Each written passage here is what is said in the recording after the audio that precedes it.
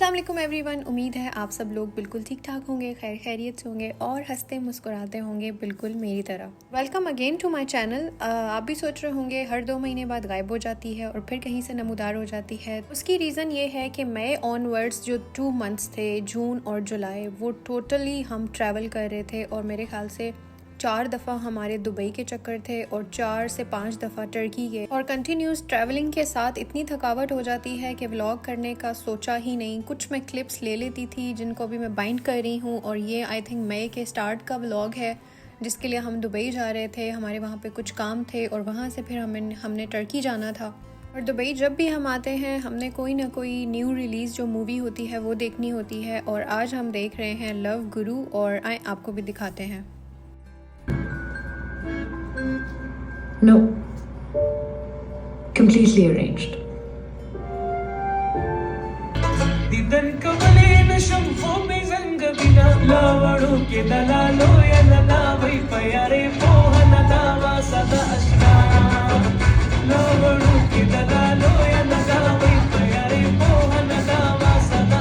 और गेस करें आज हम कहाँ जा रहे हैं। आज हम जा रहे हैं शेख अब्दुल जायद मॉस्क जो कि अबू धाबी में है। और अनफॉर्चुनेटली मैं व्लॉग एंगल से ले नहीं सकी क्योंकि मुझे व्लॉग का कोई कॉन्सेप्ट नहीं था माइंड में, क्योंकि हम ट्रैवल कर रहे थे इतना, तो मैंने कोई व्लॉग का क्लिप लिया ही नहीं। तो ये चंद क्लिप्स मेरे पास पड़े हुए थे। और आप में से बहुत से लोग जानते होंगे कि अबू धाबी में एक टेंपल है जो कि काफ़ी ह्यूज है और मॉस्क विज़िट करने के बाद हमने सोचा कि हम टेंपल विज़िट करें वो कैसा है। अनफॉर्चुनेटली मैं एक चीज़ यहाँ पे कोट करना चाहूँगी कि कुछ लोगों के दिल और दिमाग इतने छोटे हो चुके हैं। जी मैं इंडिया की बात कर रही हूँ। यहाँ पे हुआ ये कि अशर के पास कनाडा का पासपोर्ट था, definitely he is an US citizen and Canadian citizen, और मेरे पास पाकिस्तानी पासपोर्ट था। उनको अंदर जाने की इजाज़त मिल गई क्योंकि उनका फेच हो गया पासपोर्ट, और मैं क्योंकि पाकिस्तानी नेशनल थी तो मेरा पासपोर्ट ही फेच नहीं किया, मुझे इजाज़त नहीं थी। तो इतने दिल और दिमाग छोटे हैं कि एक टूरिस्ट को टेंपल विजिट करने से रोका जा रहा है इसलिए क्योंकि वो पाकिस्तानी है, जबकि हम एज अ मुस्लिम कौम, अगर आप UAE को भी देखें, हमारे सारी टूरिस्ट प्लेस जो हैं वो इंडियंस के लिए ओपन। इनकी कंजर्वेटिवनेस की वजह से ही दुनिया में इनका एक अलग ही चेहरा सामने आया हुआ है और इसीलिए ये बदनाम भी है। और एक बार अबू धाबी से हमारी फ्लाइट थी और इसीलिए हम टाइम वेस्ट करने की बजाय हम सोच रहे थे कि हम क्यों ना मॉस्क वगैरह विजिट कर लें। उसके बाद हमने फ़्लाइट ली और हम टर्की पहुंच गए। और अब मैं आपको लिए चलती हूँ सैमसंग की शॉप पे। पूछे क्यों? जो रूटीन से मेरे व्लॉग देखते हैं उन लोगों को पता होगा कि हम टर्की में जो हमारा अंतालिया में विला है वो अनकरीब सेल करने वाले हैं और हम अपार्टमेंट में शिफ्ट होने वाले हैं क्योंकि हम 2 लोग हैं। मोस्टली मैं अकेली रहती हूँ। सर जो है वो 2 मंथ्स एंड 2.5 मंथ्स के बाद आते हैं US से, तो विला की मेंटेनेंस बहुत मुश्किल है एक पर्सन के लिए। यहाँ पे टर्की में वाइल्ड फायर्स काफ़ी हो रही हैं गर्मी की वजह से, तो मैं ये कह रही थी कि विला की मेंटेनेंस काफ़ी ज़्यादा मुश्किल होती है, पूल को साफ़ कराना, क्योंकि मैं बीच में पाकिस्तान भी जाती रहती हूँ, दुबई भी जाती रहती हूँ। जब वापस आते हैं तो हर तरफ इतना मैस हुआ होता है। तो इसलिए हमने सोचा कि हमारे क्योंकि कुछ अपार्टमेंट्स थे वो कंप्लीट हो चुके हैं और यहाँ पे अब उनकी डिज़ाइनिंग चल रही है। मुझे उस अपार्टमेंट का किचन पसंद नहीं आया था तो मैंने यहाँ पर अपने डिज़ाइंस दे के, किचन की डिज़ाइनिंग सारी यहाँ पर वुड की बन रही है और मैंने यहाँ पे हर एक चीज़ का क्लिप लिया है इसलिए कि मुझे ये बाइंड करना था कि मैं अपने घर की डिज़ाइनिंग कैसी कर रही हूँ। आपने देखा होगा दुबई में जो मेरा अपार्टमेंट था उसमें मैंने सारी डिज़ाइनिंग की थी, सारा decorations, walls, curtains, each and everything. तो यहाँ पे भी हम वही कोशिश कर रहे हैं और अब भूख बहुत ज़्यादा सता रही थी तो हम एक टर्किश रेस्टोरेंट में आए हैं। यहाँ पे अदाना कबाब हैं, ये अशर के विंग्स हैं और जो इनकी लस्सी का स्टाइल है, यू कांट बिलीव इट। अभी ये इन्होंने हमें लस्सी सर्व की है और मुझे लग रहा था ये भी हैंडमेड है, अभी बना के लाए हैं, लेकिन हमारे बिल्कुल राइट साइड पे ये काउंटर था जिसमें लस्सी, मतलब एक साइड से लस्सी आ रही थी और एक साइड से उसका झाग बन रहा था। टर्किश लोग डेयरी बहुत ज़्यादा खाते हैं, चाहे वो चीज़ हो, लस्सी हो, दही हो। तो मुझे लगता है कि पाकिस्तान में भी ये कॉन्सेप्ट होना चाहिए, हर रेस्टोरेंट में लस्सी स्पेशली होनी चाहिए। हमें 10 पैक ना लेने पड़े, बिल्कुल ओरिजिनल ऑर्गेनिक लस्सी होनी चाहिए।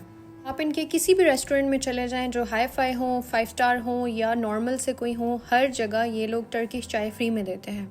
सो आई मस्ट से कि पाकिस्तानी रेस्टोरेंट्स में भी चाय फ्री में मिलनी चाहिए। आप देखेंगे कि आप अपने बिजनेस को कैसे बढ़ाएंगे।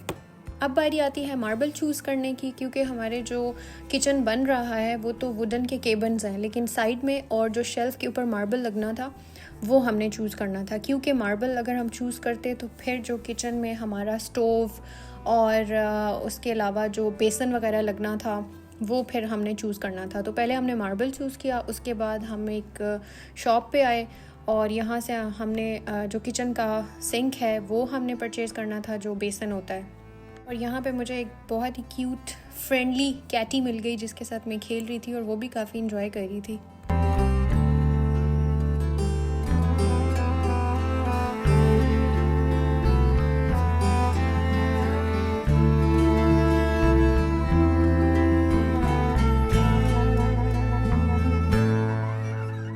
से ही निकल गया और नेक्स्ट डे हमारा टारगेट था कि हम फर्नीचर वगैरह देखें, क्योंकि इस विला में जो भी फर्नीचर है हम इसको एज इट इज़ या तो फर्निश्ड सेल करेंगे या फिर इसको रेंट आउट करेंगे। या भी मुझे ये वाला विला का फर्नीचर नहीं चाहिए था, क्योंकि जो चीज़ मैं खुद पसंद करती हूँ आई थॉट वो ज़्यादा अच्छी होती है। इस विला के फर्नीचर मैंने पसंद नहीं किया था तो मुझे कोई इतना अच्छा लगता भी नहीं है, इसलिए अपार्टमेंट जो हम डिज़ाइन कर रहे हैं सॉरी, तो उसके लिए फिर मुझे अपनी मर्ज़ी का फर्नीचर चाहिए था, जिसके लिए हम गबा गए और it's one of the best luxury furniture brand in Antalya.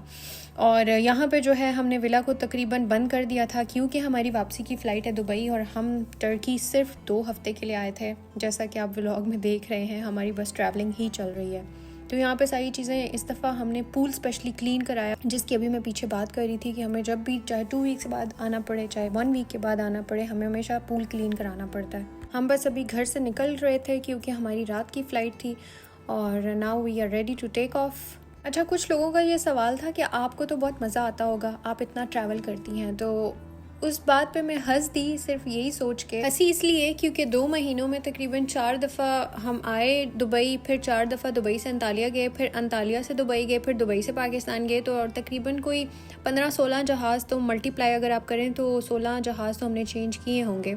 तो वो जब जहाज़ से हम उतरते थे ना तो दिमाग बिल्कुल घूमा होता था और उसके बीच में सिर्फ 1 से 2 वीक का टाइम होता था जिसमें हमने अपने सारे काम वाइंड अप करने होते थे और दोबारा बैक टू ट्रैवल करना होता था। तो अब इस सिचुएशन में मज़ा कहाँ रह गया, तो इसलिए फिर मैं हंस देती होती थी। लेकिन हाँ, मज़ा भी आता है, एडवेंचर भी है, और फिर जब ट्रबलेंस होती है आसमान में तो फिर आपको पता भी जाता है, फिर आपको दादाजी नाना जी सारे याद आ जाते हैं। यहाँ पे मैंने एक बहुत खूबसूरत चीज़ कैप्चर की, अगर आप देखें तो सामने बिल्कुल चांद था और वो फुल मून था और यहाँ पे बस हम दुबई पे लैंड कर रहे थे, तो ये बहुत खूबसूरत नज़ारा था और मैंने इसको कैप्चर कर लिया।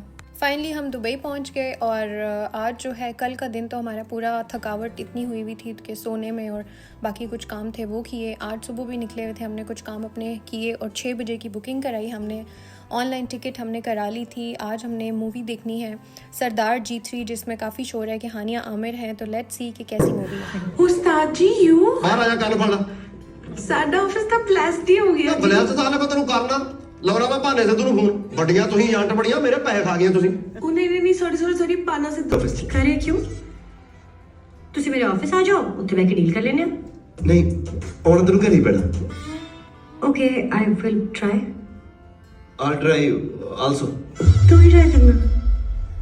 I'm happier than ever। मैंने सुना है कि सरदार G3 पाकिस्तान में भी रिलीज़ हुई है, तो डेफिनेटली सब ने देख ली होगी। मुझे तो बहुत अच्छी लगी है, काफ़ी लाइट मूवी थी, कोई मार धाड़ और वो जो अजीब सी मूवियाँ होती हैं खूनो खून वैसी नहीं थी, तो मुझे तो काफ़ी पसंद आई।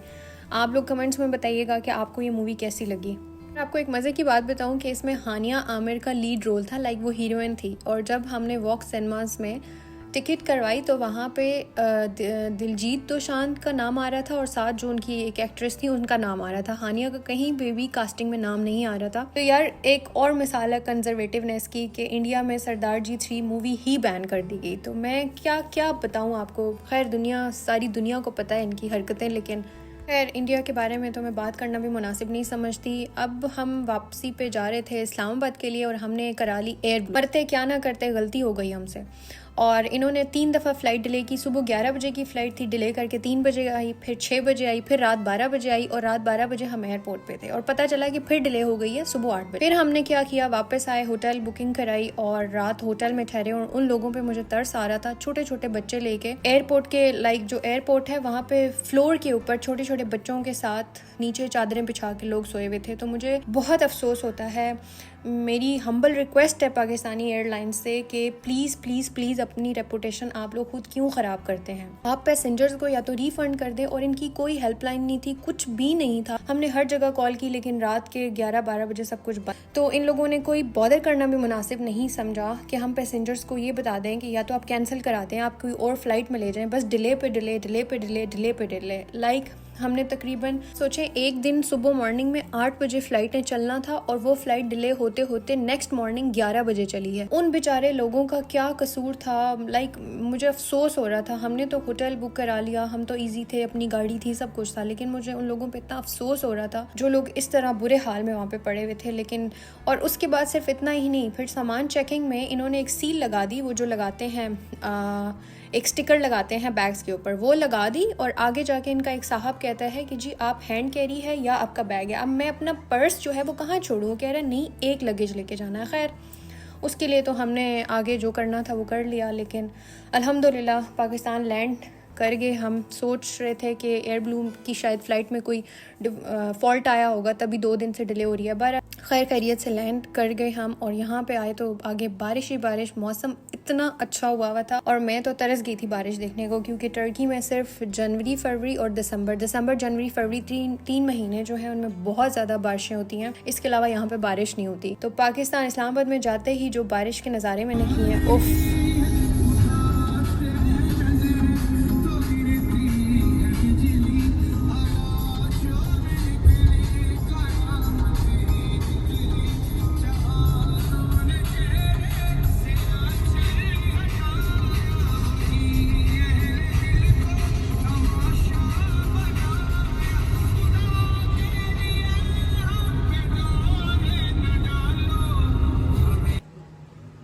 अगर आपको मेरी तरह एडवेंचर और ट्रैवल करना पसंद है तो सब्सक्राइब दिस चैनल, क्योंकि ये चैनल सिर्फ आपके लिए है। आपको अच्छी अच्छी मज़े की फ़न और एडवेंचर वाली स्टोरीज़ मिलेंगी। ये 2 महीनों की कहानी इतनी जल्दी ख़त्म नहीं होने वाली। स्टे ट्यून, नेक्स्ट व्लॉग में मिलते हैं। अल्लाह हाफ़िज़।